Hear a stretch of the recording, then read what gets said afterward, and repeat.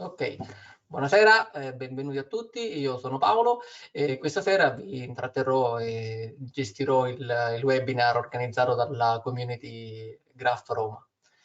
Il community manager, come già sapete, è Marco Liberati. Io vi intrattengo un attimo per spiegare, o anche per raccontarvi alcune cose, anche se già molti di voi li conoscono. Allora, innanzitutto vi mostro ovviamente le slide. Come già sapete, questi sono i nostri contatti, i nostri riferimenti. In questo periodo diciamo, un po' difficile, un po' complicato, come sapete, i nostri Peritech si sono trasferiti online e quindi è nata tramite un'iniziativa di Codemotion, le Peritech Online Edition. Ci potete sempre seguire sui soliti canali da Telegram, sia su Telegram che su Facebook, sul gruppo Codemotion Tech Community. Il nostro dev calendar è sempre aggiornato con tutti gli avvenimenti, con tutti gli eventi che noi via via organizziamo, e soprattutto il nostro sito codemotion.com, dove potete trovare tantissime iniziative, ovviamente per questo periodo un po' diciamo, particolare. Innanzitutto, come dicevo prima, Codemotion si è trasferita online, quindi online potete trovare, oltre ai nostri meetup online, appunto, oltre agli online meetup, troverete free webinars, coding challenge per mettervi alla prova con le varie, diciamo, per mettere alla prova le vostre abilità. Il nostro dev magazine con tanti articoli, video e quant'altro vi possa interessare, e soprattutto anche dei training program dove potete appunto imparare e restare sempre aggiornati su qualsiasi cosa. Un'altra iniziativa molto importante che ha appunto organizzato Codemotion sono i Dev Lunch Box, dove ogni giorno all'1:30 potete collegarvi sia sul nostro sito che sul nostro canale Facebook, e verrà appunto ogni giorno, come dicevo prima, verrà proposto un topic su un argomento scelto diciamo a caso, random, per avere diciamo dei chiarimenti su alcune particolari diciamo, tematiche legate sempre alla tecnologia e agli sviluppatori. Vi intrattengo un altro po' dicendovi che questi qui sono i prossimi meetup online. Quasi ogni giorno abbiamo appunto un webinar che potete seguire. Mi raccomando di segnarvi, di prenotarvi per il webinar, e niente, vi lascio al vostro webinar. Innanzitutto a me ero scordato di dirvi, per tutti i partecipanti, se volete fare qualche domanda potete cliccare sul pulsante alzare di mano, io vi attiverò il microfono per fare le domande ai nostri speaker, oppure scrivete direttamente in chat che girerò io la domanda agli speaker. Detto questo, lascio la parola a Marco, giusto? Sì. Ok, Marco, condivido le slide. Ecco qua. Grazie a tutti e buon meetup.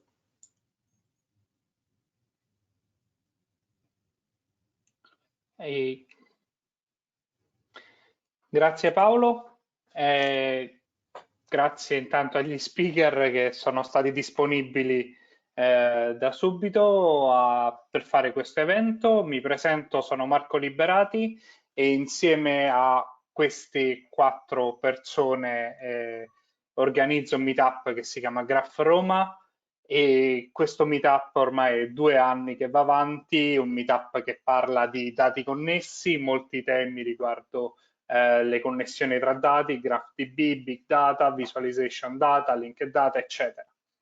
E facciamo parte dello user group Manning, per cui potete usare questo codice qui per magari si legge, ecco, questo codice qui per avere uno sconto dal loro store, e faremo alla fine di questo evento un'estrazione per 2 ebook gratuiti, che sono quelli che vedete qui. E che altro dire? Non vi rubo altro tempo, dico solamente, se volete contattarci, questi sono i canali. Se ci scrivete, come ha detto Paolo, sono tempi un po' difficili, se ci mettiamo un po' a rispondere non vi preoccupate, prima o poi le informazioni arrivano. Se avete domande, proposte, qualsiasi cosa, potete contattarci a noi, uno di questi 4, o scrivere qui in questa chat. Quelli che vedete qua sono gli handle Twitter e ci trovate utilizzando questi su Twitter oppure su gli altri link che ho proposto prima.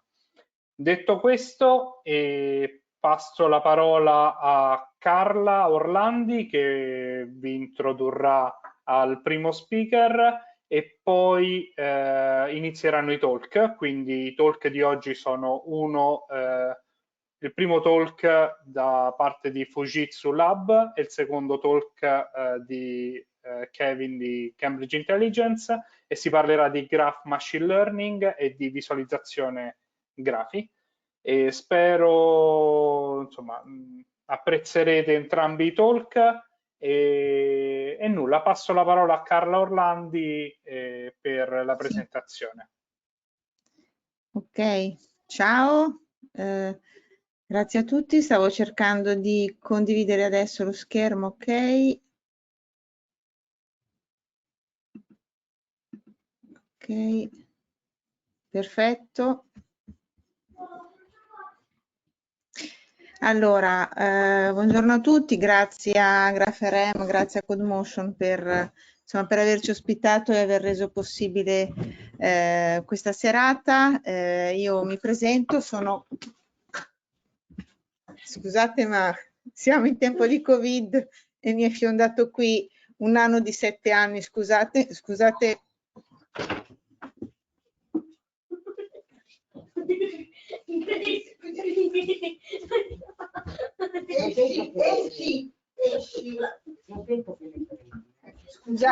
Scusatemi, sono cose che succedono purtroppo. Allora, io sono Carlo Orlandi, sono Sales Manager in Larus. Larus è un'azienda presente da diverso tempo sul mercato, dal 2004, lavoriamo su architetture dati, su tecnologie NoSQL, su altre tecnologie. Abbiamo già avuto occasione di essere ospitati qui a GraphRM.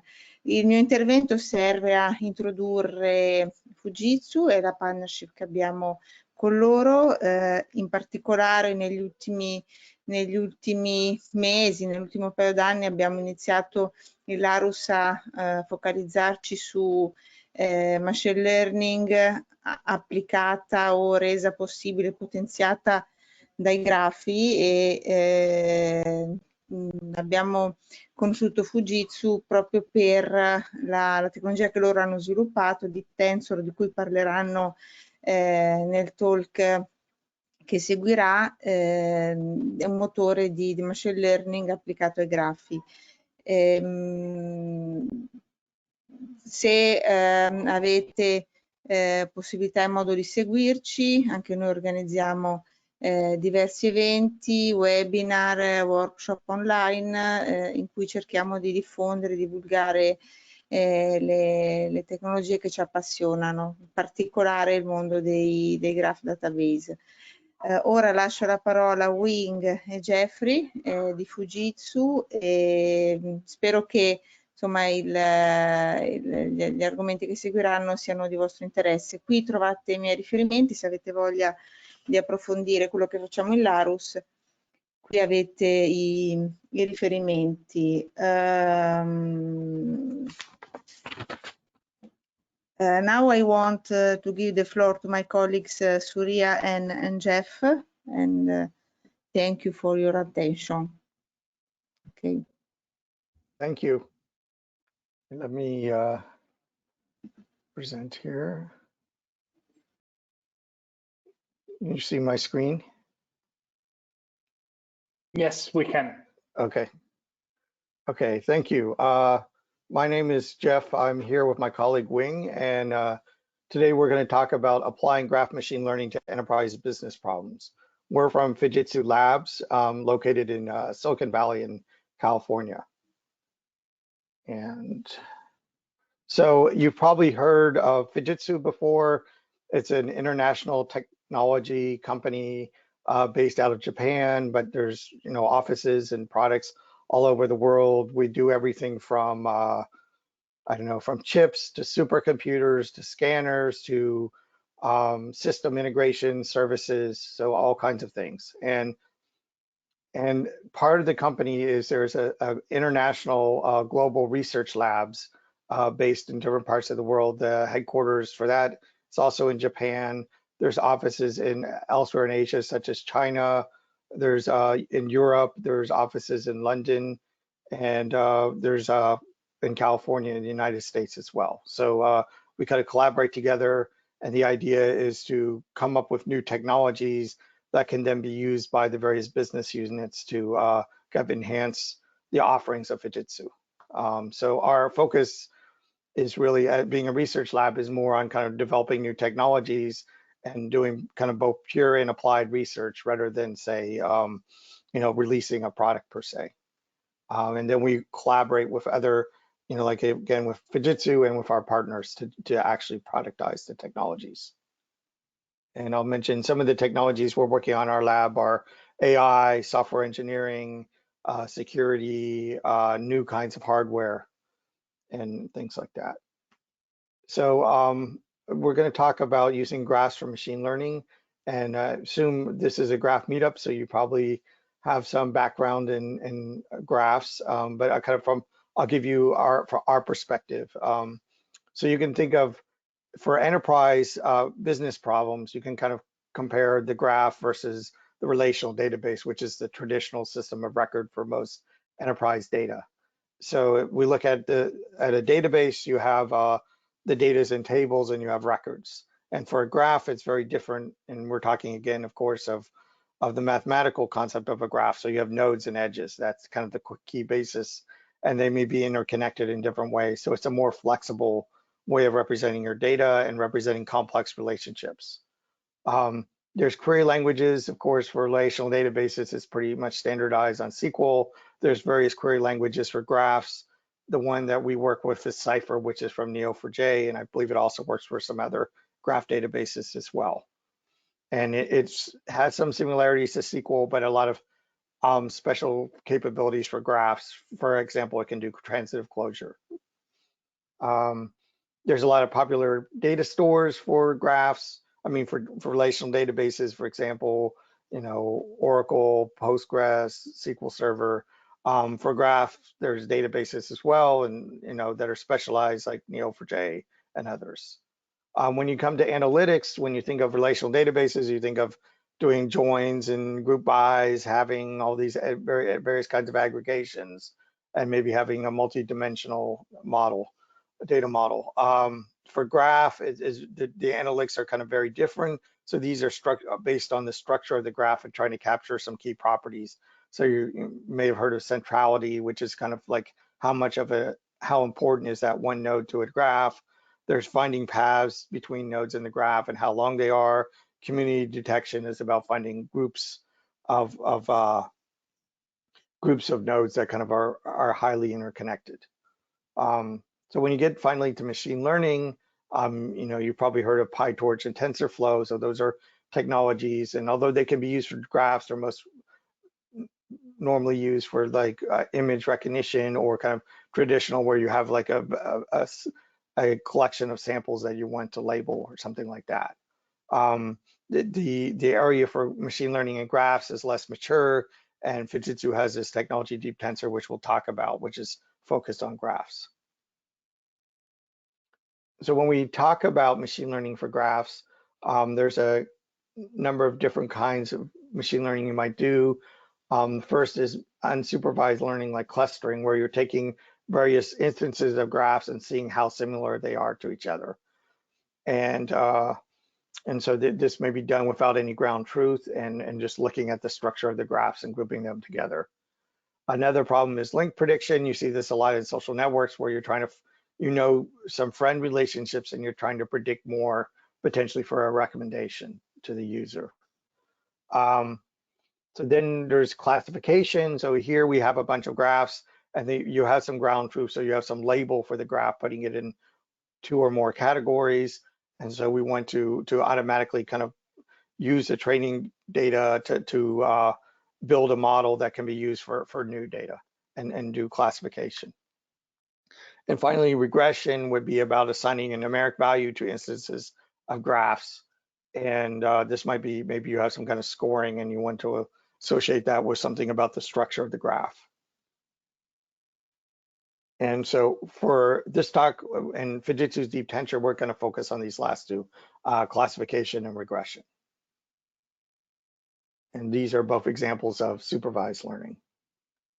So if you think of deep learning is kind of famous for image recognition and kind of related applications. And with image recognition, a key thing is that there's a lot of processing you can do up front to basically, so you have images that are all the kind of the same dimension. So maybe it's a 28 by 28 pixels or, you know, 256 by 256, whatever it is. You can do a lot of things to kind of scale and rotate the image and crop it so that you have it kind of basically a common starting point. And then that can be mapped to the fixed structure you have for your deep neural network. And once you have that, then there's convolution steps and things that are kind of be pulling kind of data out of that image. And that kind of gives you a pretty well-defined process, a fairly mature process now for doing image recognition on neural networks. So for a graph, it's less of a well-defined problem and less well-known because each subgraph that you may be looking, say, to classify may have a different number of nodes and edges. And so mapping that to the inputs is less well-defined. And so this is a problem. And you know, if you're trying to do this with traditional machine learning, there's kind of various techniques you can do, but a lot of the challenges are kind of how do you do that? And it's kind of a one-off problem where you're looking at it for each individual machine learning problem you're trying to solve. And there's a lot of these cases have a lot of instability because they're very sensitive to how you do the mapping. So Fujitsu's deep tensor started from our Japan research lab, and it's got a core machine learning technology to do machine learning directly on graphs. And it works, again, like I mentioned, for classification and regression. And the basic idea is you start with graph data and basically some instances of graphs, and you have some ground truth labels. And we're going to feed them into a layer of the deep tensor, which will basically take that structure and map it to a fixed size. And this is done using a mathematical technique called tensor decomposition. And so what you'll end up with is a multi-dimensional matrix that has a fixed size for each dimension, and it's basically categorical data. From there, then it goes through the deep learning and it comes up with an answer. And, you know, and let's say a classification, putting the instance of the graph into a class. And kind of the key part of this technology is in a normal deep learning, you have back propagation where you take the error information and feed it back using a solving algorithm to fine tune the weights of the deep network. So with deep tensor, it's basically taking this one step further and using that error information to fine tune how it does the mapping from the original arbitrary size subgraphs to the fixed tensor. And so that part is kind of the core, and that is kind of building a representation or mapping from the graphs for this particular problem and extracting kind of the core information out. So once that's done, you'll get classifications, and you'll have a kind of a concise representation that can be used then for inference. Finally, there's an explanation component where it can take the graph information and kind of build an explanation mapping back to the graph of why it made a particular decision. And this is all based on published research, and so in some of the top AI research conferences. On top of this, we have an application we call Accessible Deep Tensor, and what this is for is it's kind of a development workbench for graph machine learning. The idea is you start with some source data, probably in tabular form. You can define how you map that to a graph, and then we can create a Neo4j database instance that has all the data, so you can kind of explore the data. Then basically run some statistical analysis on the data and provide recommendations for the various hyperparameters that Deep Tensor uses. Then we can tune that and basically configure Deep Tensor, run Deep Tensor, and basically visualize the results and visualize the explanations. And kind of the end result of this whole process is that you have kind of a trained model as well as kind of the configuration parameters that you would use in production. So I'm going to talk about a couple example applications. The first one is cybersecurity. So this is network intrusion detection, where you're looking for unusual traffic in your network. And kind of the input data for this is kind of network logs. So this would be kind of entries where whenever there's a connection established between two machines. And so kind of the basic information you might have is a timestamp of when the connection happened, the source IP address, the destination IP address, the source and destination ports, and the protocol that was used. And so we can represent this as a graph if we look at every IP address being a node in the graph, every connection being an edge, and that all those that other information becomes properties on the edge. And for kind of classification purposes, we're going to split this into subgraphs by looking at time intervals. So we'll say in a 10-minute interval, was there an attack? And we can kind of use some past history, manually look for attacks, or use heuristics, and then label that as whether the attack happened in that 10-minute interval or not. And this is some examples of what these graphs might look like. This is from a traffic generator that we built. So the top one is showing kind of regular normal traffic, and it's somewhat random, but you can see there's some relationships, kind of client-server relationships, where certain nodes are more popular than others. Then in the lower left, we have a port scan. This is where you have one node, and it's basically making connections out to other nodes and trying all the ports looking for known vulnerabilities. And then the one on the lower right is a denial of service, and this is where you see a bunch of nodes attempting to attack a single node. And obvious, these are pretty obvious patterns if you look at them visually. If you're looking at the logs, obviously they're less obvious. And if like the attack for these, we kind of exaggerated the mix. But if it's like 90% of the traffic is just background traffic and 10% is the attack, it's much harder to see this. And the other thing we want to think about is that in machine learning, we don't care about kind of the identities of particular nodes, but we care more about the overall structure of the graph is what kind of indicates that there's an attack. So this is some results. So this was done in the original paper on a data set from the DARPA, and it's a standard data set, and we've gotten better results than other graph-based approaches.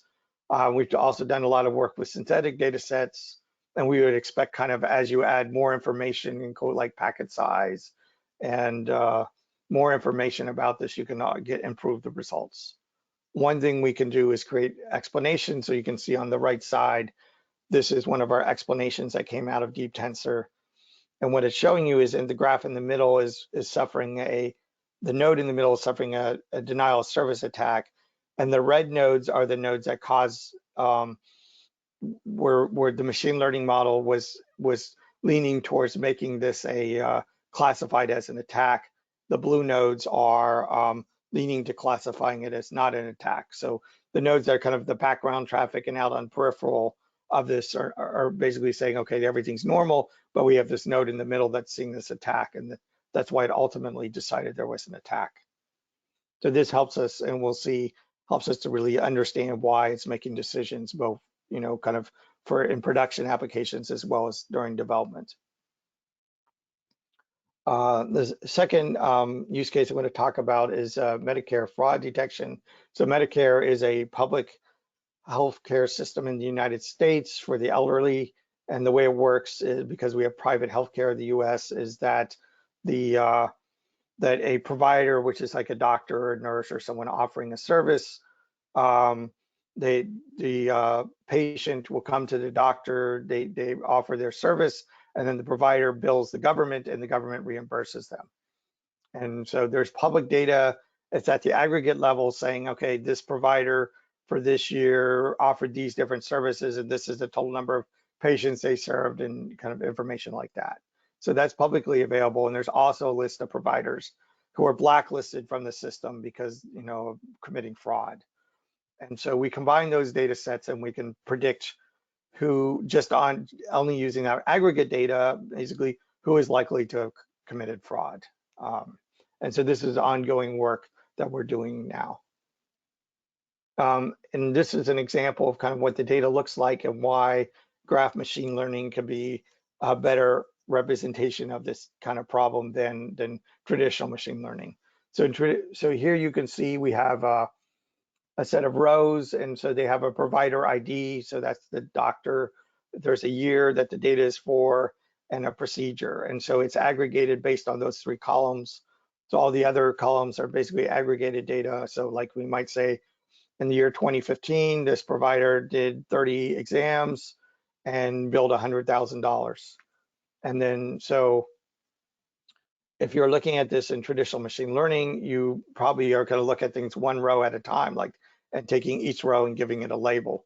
And the problem with this is that really the blacklist is happening for the provider, not for a particular procedure they performed. And so that means you're losing information, or when you're looking at this way, for example, you couldn't look at patterns that you might see across multiple years or across multiple procedures. So with graph machine learning, we can kind of represent this more directly. We can have a provider as an edge, a node, and we can have the procedures as nodes and have edges between them for each of the rows. And then we can classify this entire subgraph as either fraud or not fraud. To give you a sense of kind of some of the challenges we found in kind of doing this on real world problems and kind of what our approaches have been to solve these. One is that kind of when you look at graph machine learning, there's a lot of production graph databases, particularly in the financial sector, but there's no kind of clear division into these nice little subgraphs that you want to use for classification. So you kind of have to go through a process of understanding your data model, understanding the data distribution across these different subgraphs. You know, how many connections of different types does each one have? What's the distribution of these?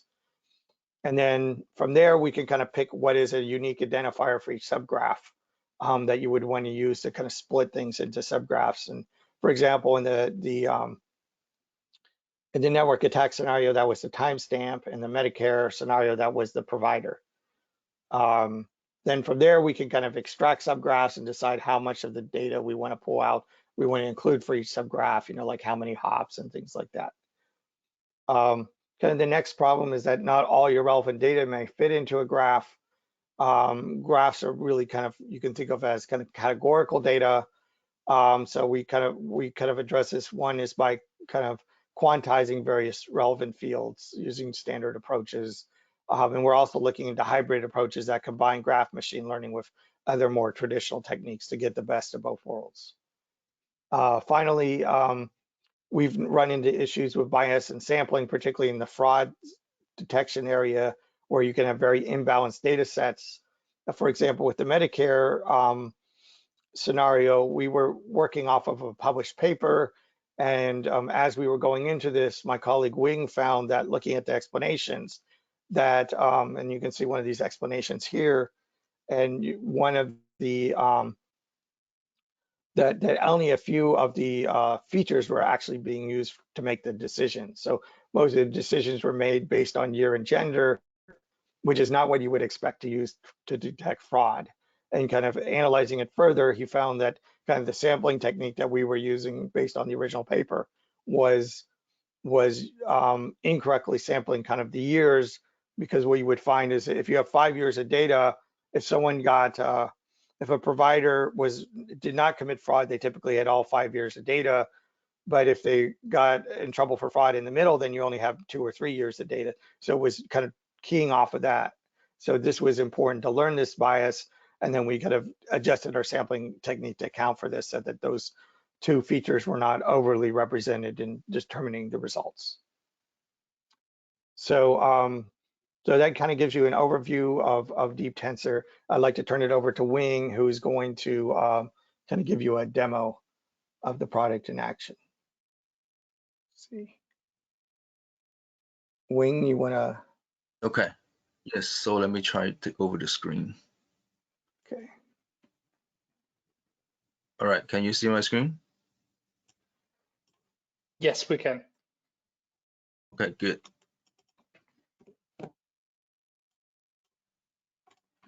So this is Wing Ao, a team member of Jeff from Fujitsu Labs America.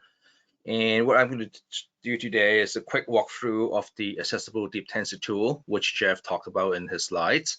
It is really kind of like a workbench for data scientists to experiment with different ways of like doing graph learning. And the goal obviously is to find the kind of like feature extraction and kind of like the hyperparameters we want so that we can take into production. And this is a process that we are going through right now with the Ruse, with some of their customer. So as you can see from the layout of the screen, on the left-hand side, there's a list of steps that we go through when we try to do learning on this data. Roughly, there are like these parts about loading and analyzing the data and finding the features and all that.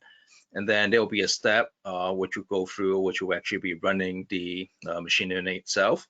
And after that is being done, in the end, we have some way to visualize the result and kind of see what are the things that causes the machine learning to think that it was predicting or classifying data one way or the other. So in the beginning, the very first step is basically uploading the data into our application. You can either do it from a file of CSVs, which basically would be kind of like a row by row data. Each row will represent an edge of a graph, and also like the labels for each of the subgraphs. There are a number of let me see, break this back down.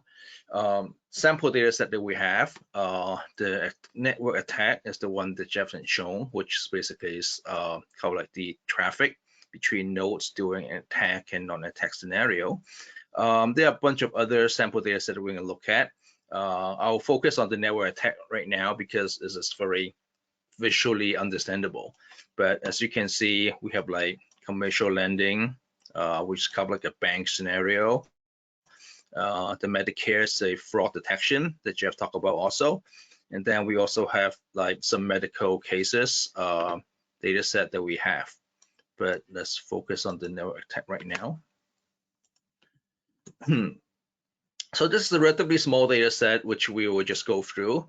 And every row is basically really like a timestamp on like when the traffic happened, the source and destination, the port which the traffic is directed to, and then some information about like the source and host type.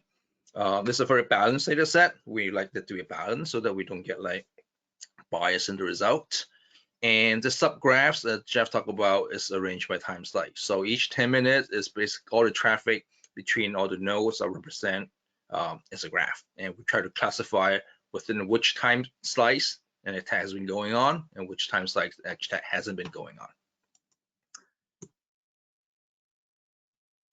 We integrated this product called Google Facet, which allow us to do some quick look at the relation between the columns.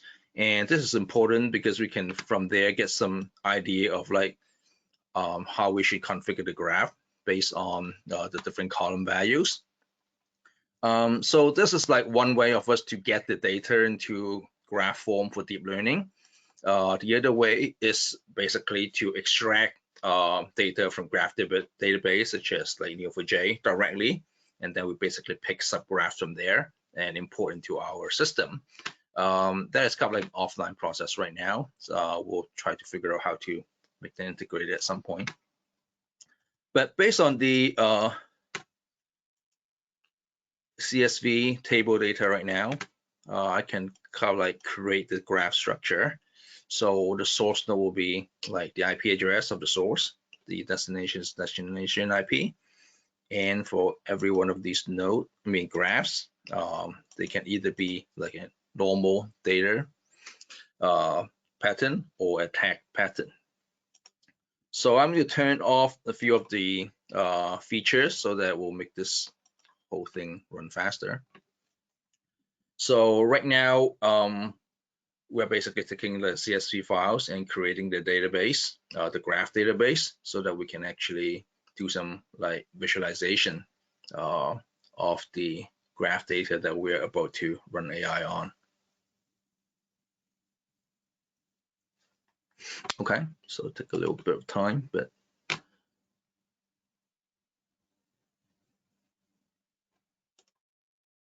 okay. So I'm going to click on a few of these graphs to kind of like show how they look like. So for example, this is kind of like the view of like what an attack scenario would be. So kind of like the denial of service attack that Jeff had mentioned, a bunch of different nodes are basically all like hammering onto one node in the middle. And there are some outlying traffic also that goes on during this time. And if I look for some kind of like a non-attack scenario, okay, as you can see, like for human, you can easily verify that. I mean, you can easily classify one against the other. But when we run the machine learning, it will be kind of like different things that the graph AI would latch on to determine whether there's an attack versus not. And sometimes you might get some unexpected results. So this graph data that we have, we also imported into a version, an instance of Neo4j tied into this app. So as you can see, let me see, bring this down a little bit. So the graphs are being constructed like different queries. So if you want to like know more detail about each of these individual graphs, you can actually manually construct the cipher query. So there are a few cases like this node is talking to itself. So those are things that you can try to find out based on the different kind of cipher query information. And so I was trying to find a non-attack one, which, oh, I could probably have to scroll down a little bit more. Okay, there you go. So you can see the non-attack one is drastically different, and you can kind of like customize your query a bit like that. So coming back to the ADT side, once we created all the subgraphs, we go through a process called Tensor recommendation. So as Jeff had said, we actually take these graphs and convert them into like multi-dimensional arrays, okay, which we call tensors, and we feed them into a neural net to do the learning. The way of configuring or transferring the graph information into a multi-dimensional tensor, we have like some algorithm that we actually go through to determine which of the nodes and edges are going to be used as different dimensions in this multi-dimensional array. And it's kind of basically a principal component analysis type tool that we're doing in here. And as far as this analysis go, it's say that the most important thing that we use are going to be like the source and destination IP address, and we can use the port information on the destination as kind of like supplementary information. So we're going to do that. I'm going to make a little bit difference compared to what the tool suggested, because I actually want to bring out the port as one of the explainable features. So I will just manually set that up. But normally you would have just clicked the apply setting button and it will transfer the recommendation. We have to fill up a few parameters for the training so that it will be run effectively on time. And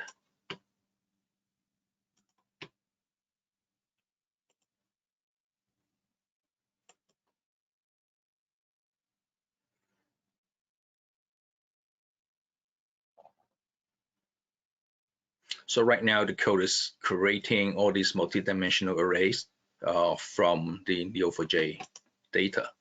Okay, and the conversion is all done, and we are ready to run the actual learning itself.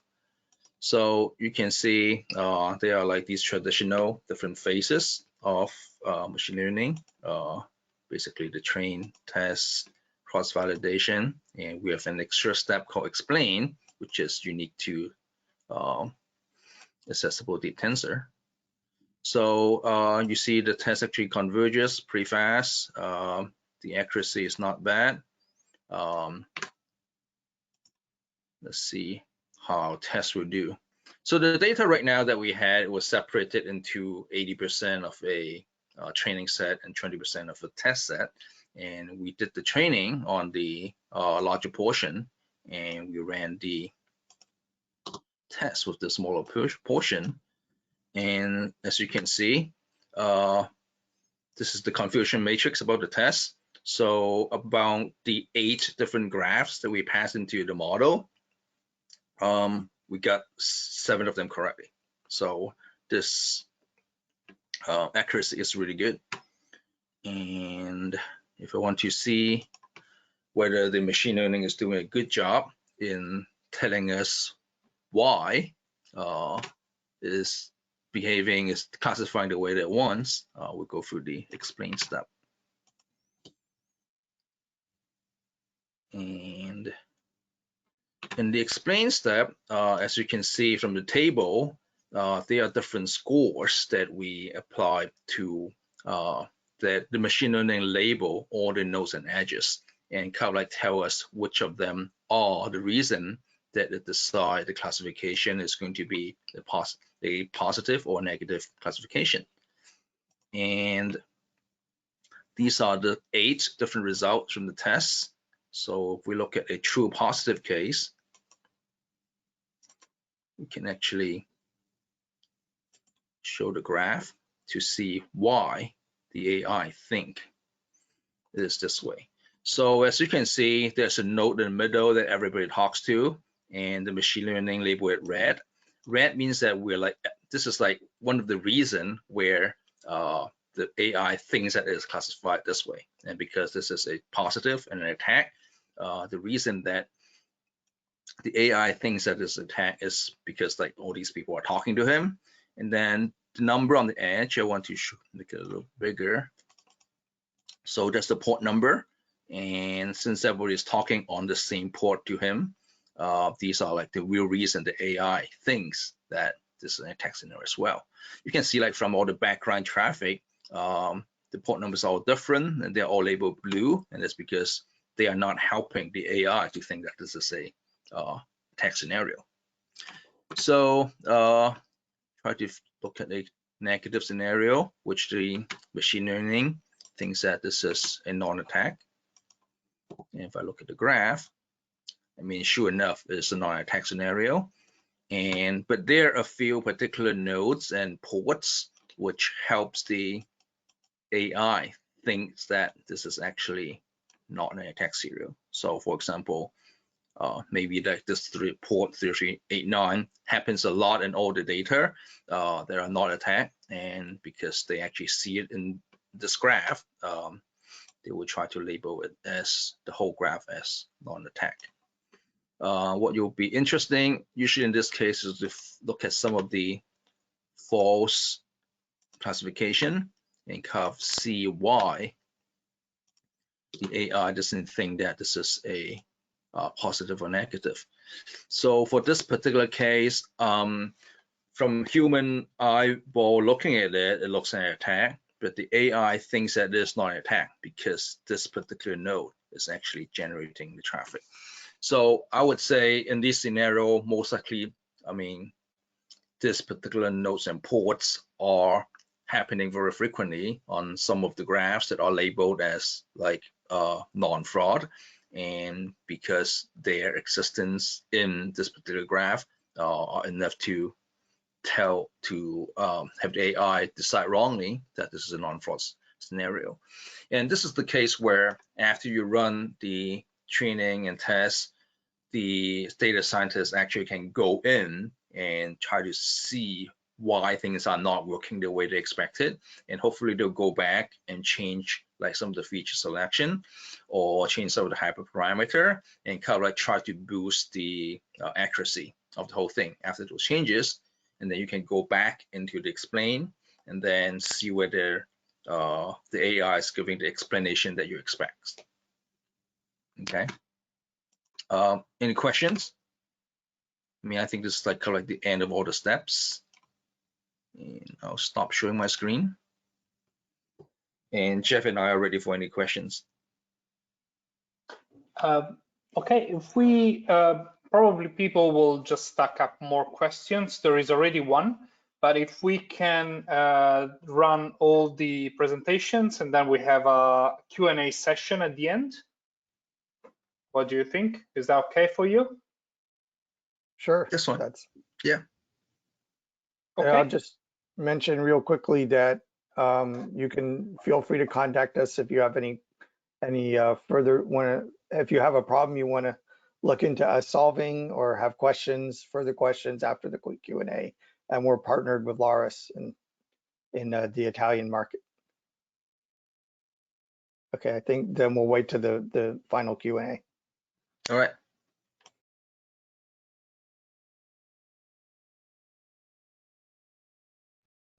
Great, I will jump in then.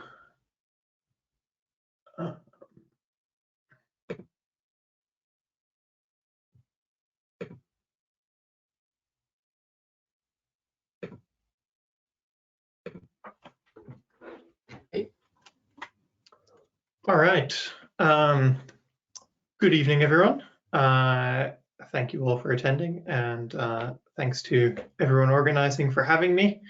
I'm going to talk to you tonight about my experience working on state-driven graph visualization and some of the ways that it changes your thinking compared to more traditional imperative application designs. So as it says on the slide, my name is Kevin Naughten, and I am a product manager at Cambridge Intelligence. We are based in Cambridge, and we make connected data visualizations for JavaScript developers. And we recently released a toolkit called Regraph, which is designed specifically for the state-driven JavaScript framework React. So tonight, I'd like to speak to anyone who is currently involved in building a graph visualization. We're going to focus on the two questions that you can see on this slide. So how is state-driven graph visualization different? And how can a state-driven design help to improve my application? So as I mentioned previously, our development efforts at Cambridge Intelligence have focused on the very popular front-end JavaScript framework React. I'm sure many of you who are attending have heard of it, but the important points for those who haven't are, number one, it is declarative. So this means that all of the information being displayed by your application is held in a central place, and all the changes that users make update that single source of truth for your app. The second thing is that React is component-based, and that means that each element of your user interface is self-contained, and it manages the changes itself each time you pass it a new state. Now, no presentation would be complete without a couple of definitions to start things off. So here are a few for you. I want to make clear the difference between the more imperative approach and the declarative or state-driven approach that I'm talking to you about today. So in the imperative model, the developer controls everything that the chart does. And they're entirely responsible for the whole user experience. So the imperative model is a direct control of the chart, and you tell it when to run a layout, you tell it add this data to the chart, you tell it change these nodes. In the declarative or state-driven model, you instead are in control of your data. So the chart component decides how to handle the changes, and when you pass it data, it will figure out the answers to questions like, are there new items to add? Is a layout needed? Have any items been changed? And then it will bundle up those changes and it will animate beautifully from the previous state to the new state. So here is a very quick worked example. In this case, we have a single node. It's not a very exciting graph, I'm sorry. But in this case, we have a button to change the color of that graph. So in the imperative model here, really, it looks a lot easier, right? You click a button and the button says change the color, so you change the color. In the declarative world, there's a few more steps. The user will click the button, you go and you check your state and you find the node that needs to have the color changed, and then you update the color, and then you pass the whole updated state object back to the chart component. So that seems like a lot more steps, but it turns out that the declarative model scales quite well. So as we get into more complex charts, here now we start to see that there's an awful lot to do if you are working in an imperative way. When the user clicks to add data, you have to check the current items in the chart, compare that to missing items, and then add those missing items. To remove things, you have to figure out which items it is they're asking to remove, and then you have to remove them. And then you might want to apply a layout on top of that because things will be messy after all of those changes. So here, the declarative model is exactly the same, more or less, as it was on the previous slide. The user clicks the button, you get your state, you check, well, you give it the new items, you pass it back to the component, and the component renders it, and it becomes as simple as that. The other great advantage that you have is when you start to get a more complicated application that might have several different components. So you might have a table and a pie chart along with your graph visualization. And when this happens, suddenly we can pass the same data object to each of those components. And we will be able to keep them all in sync by driving them from that one central location.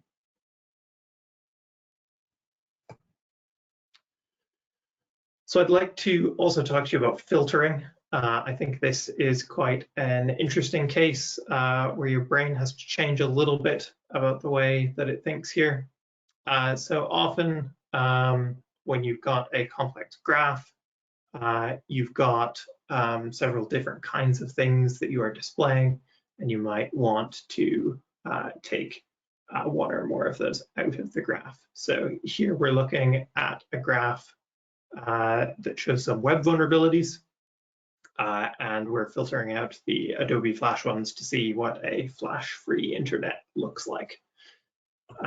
So in our imperative model, we're going to scan through every item in the chart, and if it has this Adobe Flash property, then we're going to put it on a list, and then we'll remove all of those items in one step by using that list at the end. Now, in our declarative model, we're thinking a little bit differently. Instead of thinking about the things that we want to take out, we're thinking about the things that we want to keep.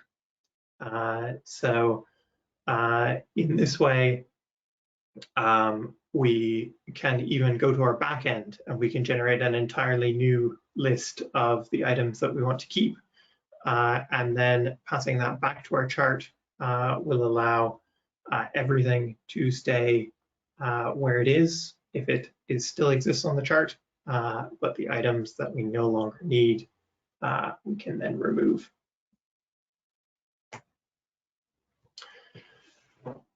Another interesting point of difference is the way that you approach layouts. So layouts are obviously a very important part of any GraphViz application. It's very important that your user doesn't see a mess of nodes like you can see on the left-hand side of the screen there. They want to see a nice force-directed layout. And so in the imperative model, a layout is really an action. So you trigger it either within your application or when the user clicks do a layout.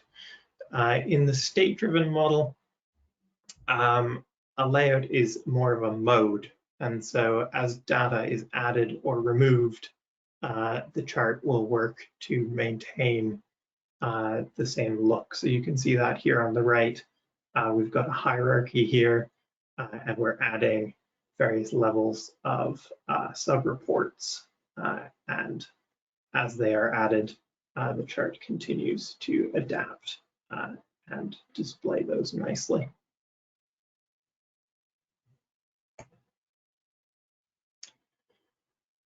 I'd also like to touch on an issue that I often encounter when talking to people about GraphViz. So there's this idea that everyone wants to see all of their data on the screen all at once. I had one customer who even wanted to view more nodes on their chart than there were pixels on the screen that they were using. So it's not a great idea. And this idea that we should throw all of the data that we have at the user and then let them decide what to do with it, to filter it down. I think some of this approach is probably driven by the idea that the data is an input for the chart and that all changes should then be driven by the chart. But if we turn this idea on its head and argue instead that the data is the thing being changed and that the chart is merely showing us the data, then perhaps we can work to design more intuitive visualizations which start with a small amount of data. We might have an interesting cluster here. We might have one particular network attack scenario, as you saw from our last presenters. And then that interesting cluster of nodes or a specific question that we're looking for the answer to, we can start small and then we can add more data as it's required. And this will provide users with tools to interrogate their data rather than tools to just kind of sort and sift through and figure out what they need to do. Now, the jury is still out as to whether a state-driven approach will lead to better applications more of the time, but I will keep you up to date on whether this state-driven approach drives this kind of user experience. So how does this actually help in whatever sort of graph visualization application you're building? I think the main takeaway here is that the state-driven approach is a way to separate your concerns. It allows someone who is building an application to focus on what they are trying to show and why they want to interrogate this data rather than focusing solely on how they're going to do it. So by focusing on your data and on the questions that you want to answer, rather than the UI buttons your analysts are going to press, this lets you really focus on the insight that you want your users to get from the visualization.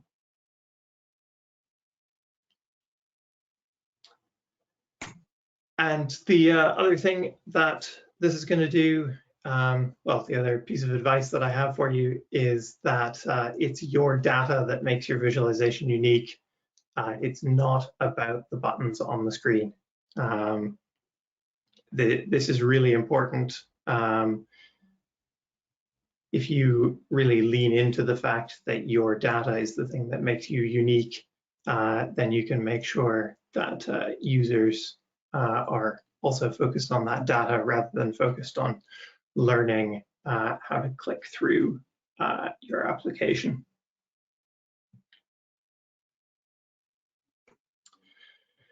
So I don't know if this has struck a chord with anyone. If you want to give it a try, if you found this compelling, if you're building a graph visualization for React, you might be struggling with some diffing code, I would love to chat to you. Please get in touch. Our product is called Regraph. We try to make it feel as much like a native state-driven React component as we can. And you pass it data, and Regraph figures out how best to show off your data. So that concludes my part of the presentation, and we would love to take your questions. Okay, thanks, Kevin. We can start with the first question. It's for Jeff and Wing. It's from Yuri Simone. Can you describe some real use cases? Is there an Italian customer using this? I think you anticipated this before, but if you want to repeat, that's fine too. Sure. Well, so there's been a number of customers. Most of the customers are in Japan, and those have been along the lines of doing kind of credit analysis at banks. There's also been a number of genomic research projects done, as well as some things in HR. And in Italy, we are partnered with Laris, as we mentioned, and we have a POC in progress at an Italian bank in the area of fraud detection. So hopefully that answers your question. Okay, sounds good to me. Maybe we'll follow up. We'll see. In case anybody wants to ask directly a question, you can just raise the hand. Potete alzare la mano. There is a raise hand button. C'è un bottone alzare la mano sul pannello. Okay, if anybody wants to ask a question to Kevin as well, I guess he's ready to take one. Okay, in case I can ask. Sure. Okay, and just wait a few seconds in case anybody. I don't want to take over somebody else.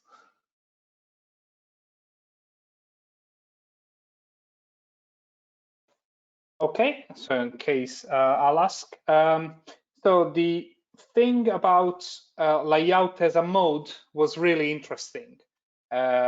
As you basically set up this mode in the application and then let the data flow within the visualization, and it will just update magically, say.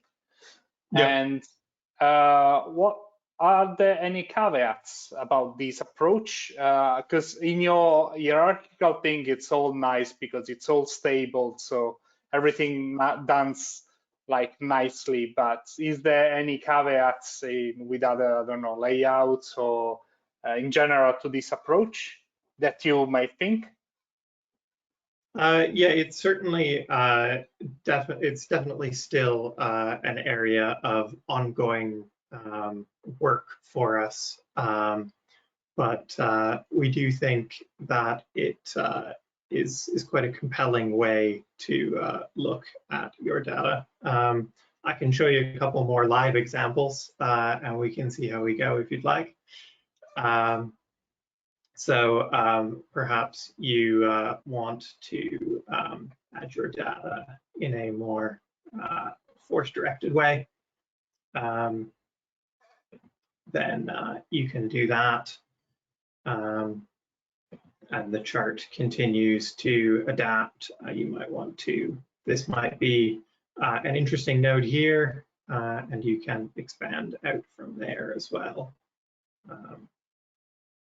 And then perhaps you realize that you might get some more insight from putting this into hierarchy. Then there's still the ability to kind of press that do a layout button. But when you then add additional data, the chart continues to adapt nicely. I don't know if that totally answers your question, but. Okay, yeah, it does. Well, while waiting for other questions, I can carry on with Jeff and Wing. I just had a new question. So I saw, especially when Wing was demonstrating the application, the live application, I saw you were going a lot back and forth between the model and then the visualization to check if everything was right. How much time do you spend debugging through the visualization in your tool? Because it's quite nice to actually see it, but I would like to understand how much is spent on actually debugging on that side rather than just looking at the table and the other visualizations you had, the one with the grid and metrics kind of thing. I mean, debugging, you mean like working on the application, or are you talking about like debugging how we choose the features and the parameters for the? Yes, the second one. Sorry, I come from a dev background, okay. So I'm very technical on the words. So yeah, okay, yeah. So I would say, for example, a data set that we look at, like the Medicare data set that Jeff and I talk about, we pretty much just spend about like a couple months work looking at the data and trying to come up with the best accuracy of doing the prediction. And we basically use the tool to go about selecting the different features that might possibly push the accuracy higher. And we have to do like combinations of like different features and columns. And the Tensor recommendation actually does give us a lot of insight on which of the columns are more related to each other or not. And after that, as I've said, we have to go to the explain page and see why are the AI giving us like the answers that it gave us, and whether we believe it or not. And a lot of time we maybe have to like go back to the original data, which is actually like 5 or 6 huge like zipped up like tables that we have to extract the data differently to get a better representation of what's going on. So I would say if we first get the data, gain an understanding of it, until we find out like the right combination of things to get a high accuracy and believe it, I would say it's probably a couple months time. Does that answer your question? Yes, I think new questions arrived as well for you. One from Federico Fruscella, which is asking, how is your application, how does your application choose the better tensor configuration for the data? Which I think you partially answered already, but in case you want to add anything more. Yeah, so there are probably like 3 different levels. One is like the picture that Jeff shows about like the learning and the back propagation. So in the deep tensor part itself, in addition to changing the weights during the train in the neural net, we also have this extended back propagation part, which actually change the mapping of the graphs into the tensor so that it will actually give us a better learning results. Okay, so that is all done automatically by the deep tensor software itself. Okay, the second level is kind of like the principal component analysis type of things, where we decide which of the features should be picked. And there's like a recommend tensor configuration page that I went through, which actually will give you a lot of like analysis of the dependency of the columns. And from there, you can kind of say, hey, these columns are roughly correlating to each other. So I probably don't need to use both of them as features for the learning, because as you add like more features and more dimension, it will just slow things down. It will take longer to converge into training. So there's code that we built into the tool to help you do some automatic analysis. And obviously, at the third level is basically the human, this touch of the data scientist to kind of like see kind of like which things might be related and do an experiment. And this is just what the tool will help us do better. I mean, before we have this tool, everything like in the deep tensor lab has to be done in like a command line method, and we have like no way to integrate the graph view of things. So those just makes it like a lot harder. And I think hopefully with the tool, it will actually give us like a much easier experience in finding the right combination of things to learn on. Okay, I hope we've answered his question. There is another question from Andrea De Lullo. So he's asking if your tool only works for supervised machine learning. I guess it's asking if you have also unsupervised version of it, but no, today it's only supervised. Okay. Yeah, but it will do both classification and regression. And most of the example we shown are classification. The Medicare data set that we look at, which is kind of like some cancer, like genomic related data, they have like some score, like relation. Some score assigned to each of the like the genomic relations. And with that, we can use like different graphs of interdependencies of the genes to like predict the score. So, yeah. Okay.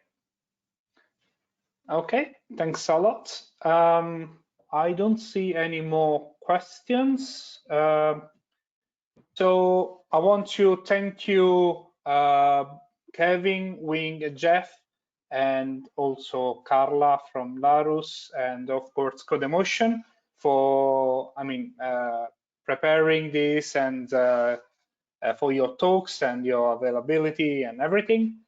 And in case more questions will arise, I will send you via email so you can reply to the attendant. And I want to thank everybody who attended the talk as well.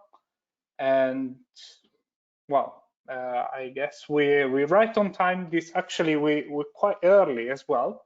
So in case no more questions will arise. Somebody is proposing beer this time. I don't have remote beer yet, but I want to thank you again and just close the meetup. Hey, Thank you. Thanks. Thank you, everybody. Thank you. Thank you.